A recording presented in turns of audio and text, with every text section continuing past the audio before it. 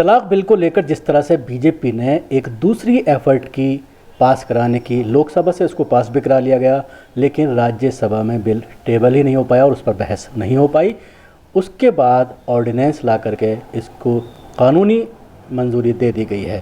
ہمارے ساتھ اسی معاملے پر بات کرنے کے لیے موجود ہیں مولانا محمد سنابلی مدنی صاحب، جن سے ہم اس مدعے پر بات کریں گے۔ مولانا، کیا کہنا ہے جس طرح سے دوسری ایفرٹ بی جے پی کے ذریعے کی گئی ہے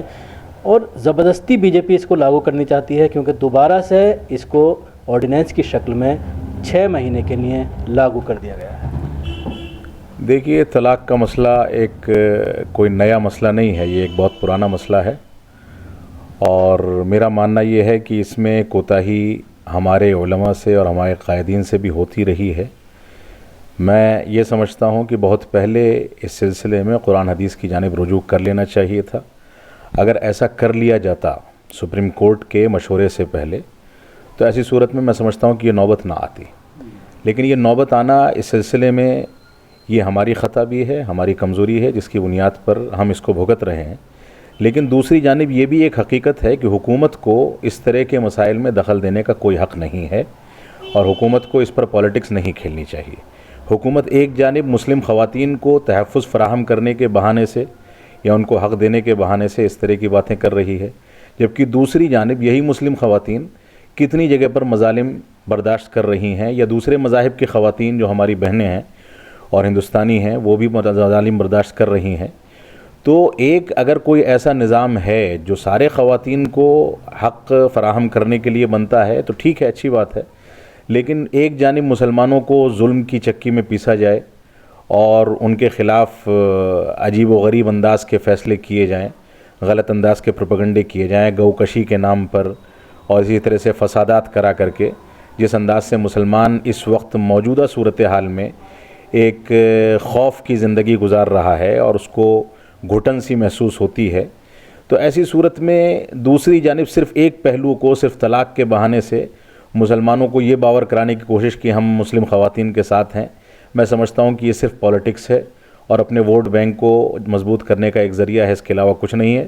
اس پورے معاملے کو جس طرح سے آپ نے کہی یہ بات کہ کہیں نہ کہیں ہمارے اکابرین بھی اس مسئلے کو صحیح سے ہینڈل نہ کرنے کے لیے ذمہ دار ہیں۔ 40 سال پہلے جب شابانو کیس آیا تھا، اس وقت بھی مسلم پرسنل اللہ کے جو ذمہ داران تھے، قاضی مصطفی اسلام وغیرہ، ان کے ذریعے یہ فیصلہ کیا گیا تھا کہ کچھ چیزوں پر ری تھنک کرنے کی ضرورت ہے اور اس کے لیے باقاعدہ کمیٹیاں بھی بنائی گئی تھیں، لیکن وہ معاملہ آگے نہیں بڑھ پایا۔ اب جب یہ دوبارہ سے چیزیں آئی ہیں، جب ہم لوگ بات کرتے ہیں مسلم پرسنل اللہ کے ذمہ داران سے، تو وہ کہتے ہیں کہ تقریباً آخری سٹیج پر یہ ساری چیزیں ہیں۔ کچھ لوگ ہیں جنہوں نے اپنے اس پر جو ہے اپنی رائے نہیں بھیجی ہے، جس میں وہ شیعہ فرقے کی بات کرتے ہیں۔ تو کیا ان سب چیزوں کو 40 سال اتنا ٹائم لگ گیا، اگر اس کو صحیح سے ہینڈل کیا گیا ہوتا تو بات یہاں تک نہیں پہنچی؟ یہ یقینی بات ہے، کیوں میں اس پر اس وجہ سے بھی گفتگو کرنے کا پورا حق رکھتا ہوں کہ میرے والد گرامی علامہ عبدالحمید صاحب رحمانی رحمۃ اللہ علیہ بھی مسلم پرسنل لا سے منسلک رہے ہیں، اور انہوں نے ایک دور میں یہاں کے لوگوں کے ساتھ مل کر کے اس پر کافی سنجیدہ گفتگو کی ہے،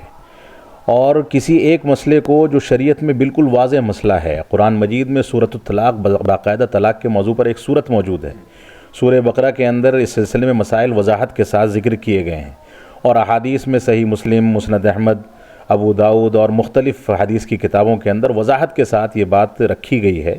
کہ ایک مجلس کی 3 طلاق ایک شمار ہوگی، اور 3 طلاق کے لیے انسان کو کم از کم 3 مہینے کا انتظار کرنا ہوگا، اور اس 3 مہینے میں عورت کو اس کو اپنے ساتھ رکھنا ہے، اس کی ذمہ داری اٹھانی ہے۔ عورت کی ذمہ داری ہے کہ وہ بناؤ سنگار ایسا استعمال کرے کہ 3 مہینے کے اندر شوہر کے اندر آخری طلاق دینے کی نوبت کے بجائے ایک رغبت پیدا ہو اور وہ رجوع کر لے اور خاندان ٹوٹنے سے بچ جائے۔ یہ سارے مسائل شریعت نے بالکل وضاحت کے ساتھ ذکر کیے ہیں، اور میں تو یہ کہوں گا کہ شریعت کے جو مسائل بہت تفصیل کے ساتھ قرآن و سنت میں آئے ہیں، ان میں سے ایک مسئلہ طلاق کا مسئلہ ہے۔ مسلم پرسنل لا بورڈ کے پلیٹ فارم سے، چاہے وہ مجاہد الاسلام قاسمی رحمۃ اللہ علیہ کے دور کی بات رہی ہو یا اس سے پہلے یا اس کے بعد کی، ان سارے ادوار میں حقیقت میں علماء اہل حدیث بھی اس سے منسلک رہے، اور لوگوں نے یہ سنجیدہ گفتگو کرنے کی کوشش کی کہ طلاق کے مسئلے میں قرآن و سنت کے مطابق فیصلہ کر لیا جائے۔ اس کا میں سمجھتا ہوں کہ آخری موقع وہ تھا جو چند مہینے پہلے سپریم کورٹ میں چلا، اور سپریم کورٹ میں فیصلہ آنے سے پہلے علماء اہل حدیث نے اور بعض ہمارے پڑھے لکھے نوجوانوں نے جو چنئی سے یا حیدرآباد سے ڈاکٹر فیضان مصطفیٰ اور اسی طرح سے کچھ لوگوں نے کوششیں کیں کہ اس سلسلے میں قرآن و حدیث کے مطابق فیصلہ کر کے سپریم کورٹ کے سامنے یہ عرضی داخل کر دی جائے کہ ہم 3 طلاق کو ایک شمار کرتے ہیں اور اس کے لیے مدت جو ہے وہ 3 مہینہ ہے. اگر اس موقع سے بھی، میں سمجھتا ہوں کہ یہ آخری موقع تھا جو ہمارے ہاتھ سے نکل گیا، اس موقع سے بھی یہ رجوع کر لیا جاتا تو یہ مسئلہ اس حد تک نہ پہنچتا اور ہم کو اس ذلت و خواری کا سامنا نہ کرنا پڑتا. جس طرح سے آپ قرآن کی بات کر رہے ہیں، یہی بات ابھی جب پارلیمنٹ کا اجلاس چل رہا تھا اور لوک سبھا میں جب اس بل پر بحث ہو رہی تھی تو میناکشی لیکھی نے یہی سوال اٹھایا کہ قرآن کی کوئی ایک آیت دکھا دیجئے جس سے یہ ثابت ہوتا ہو کہ 3 طلاق 3 مانی جائیں گے. میناکشی لیکھی نے جو بات کہی ہے، ایز اے پولیٹیشین میں ان کے اوپر کوئی تبصرہ نہیں کروں گا، لیکن انہوں نے جو بات کہی تھی وہ بہت مضبوط بات تھی اور اس پر غور کیا جانا چاہیے تھا.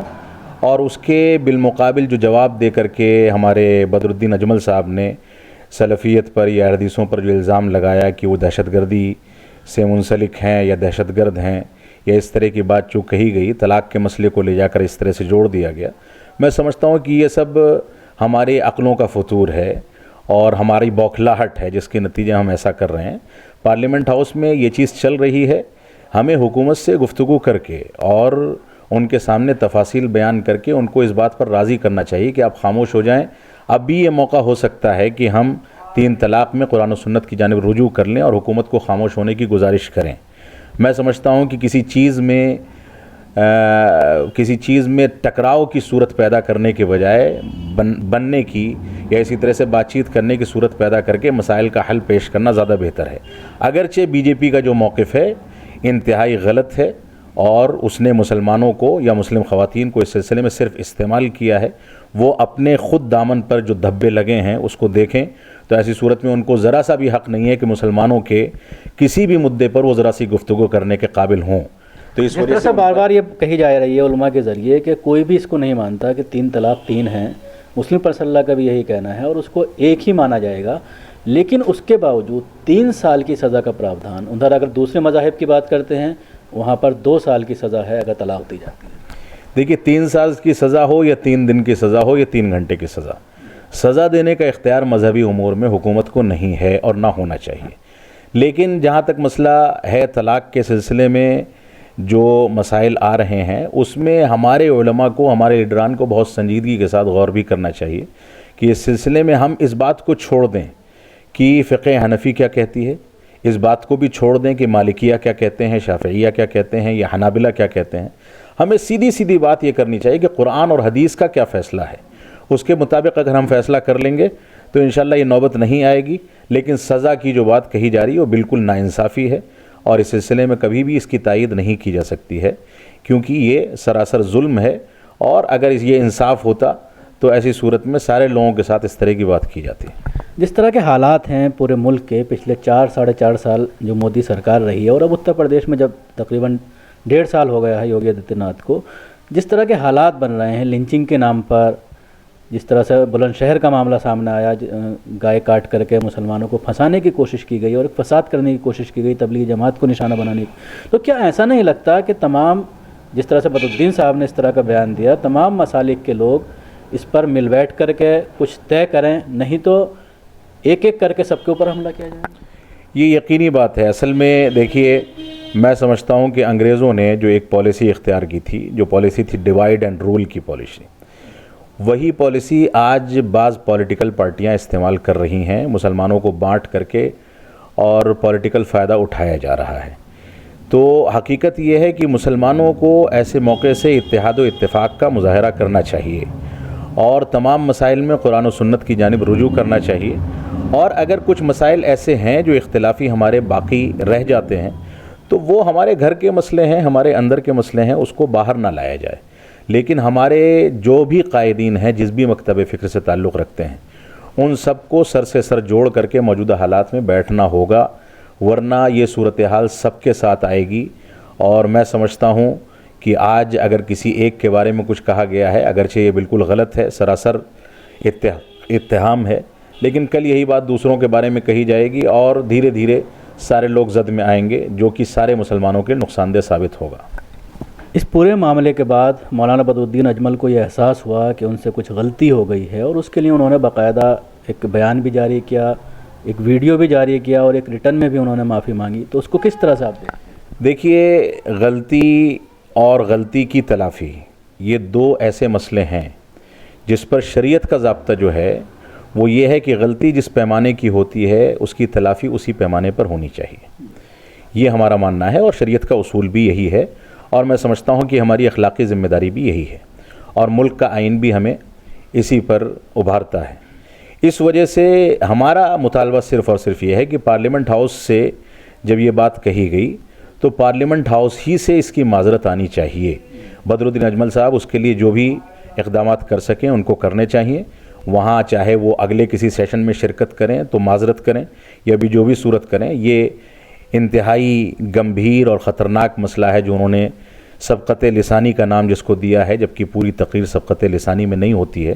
یہ غلطی ہے جو جان بوجھ کر کے کی گئی ہے، اس کی تلافی یقیناً ہونی چاہیے، ورنہ ایک دن اس کی لپیٹ میں اور چپیٹ میں سارے کے سارے لوگ آ سکتے ہیں۔ شکریہ۔ یہ تھے مولانا جو تفصیل سے بتا رہے تھے کہ طلاق کو لے کر